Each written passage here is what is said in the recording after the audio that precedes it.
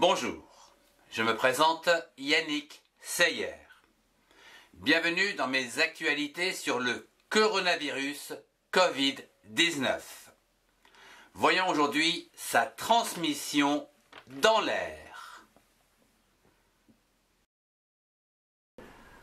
Tout d'abord, je vous rappelle que le coronavirus Covid-19 est un virus très virulent. Il est donc très dangereux. Il contamine la population par trois voies.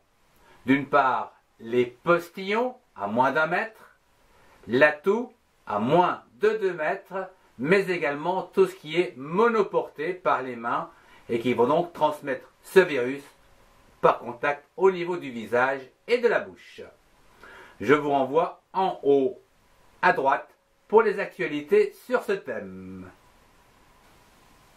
Dans les deux premiers cas que nous venons de citer, les virus sont projetés dans l'air au travers de postillons qui sont bien plus lourds que l'air et qui par conséquent retombent au sol en quelques secondes après avoir resté bien sûr en suspension dans l'air comme un aérosol.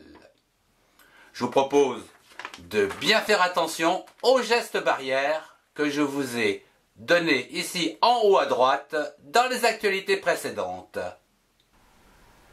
Dans les secondes où les postillons sont en suspension dans l'air, ils peuvent contaminer un hôte à 1 mètre lors des postillons ou 2 mètres lors de la toux. Ce dernier qui sera donc contaminé va être porteur de virus pendant un certain temps, c'est-à-dire le temps dit d'incubation, qui est en moyenne de 6 jours, mais peut aller jusqu'à 12 jours. Et ceci sans aucun symptôme. Puis, d'un jour à l'autre, c'est-à-dire d'un instant à l'autre, eh bien, cette personne sera malade et rapidement en détresse. C'est pourquoi je vous conseille de rester à la maison ou de réduire vos déplacements. Une fois au sol, les virus n'ont une espérance de vie que de quelques heures à quelques jours, sans aucune chance de se propager dans l'air, même par grand vent.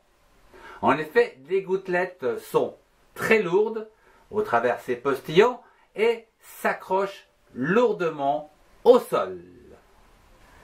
Pendant cette pandémie, que je vous conseille de prendre très au sérieux, eh bien, restez chez vous, restez à la maison avec moi pour suivre les actualités, mais également l'école au travers des classes à la maison. Et si vous devez impérativement sortir, utilisez les gestes barrières.